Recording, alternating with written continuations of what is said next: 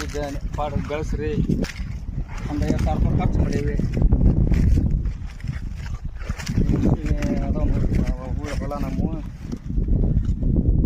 ಎಲ್ಲ ನೀವು ಎಣ್ಣೆ ಪರಿಸ್ಥಿತಿ ಬಂದೈತ್ರಿ ರೈತರು.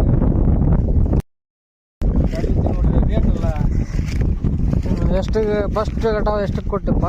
ಬಟ್ ಕಟಾವು 8-8.5 ಕೊಟ್ಟಾವ ನೋಡ್ರಿ. 18-20 ರೂಪಾಯಿ ಇರ್ತದೆ. ಈಗ 4 ರೂಪಾಯಿ 5 ರೂಪಾಯಿ ಕೇಳ್ತಾರೆ ನೋಡ್ರಿ. ಏನು ಮಾಡೋದು ಹೇಳ್ತಾರೆ. ಹೌದಾ?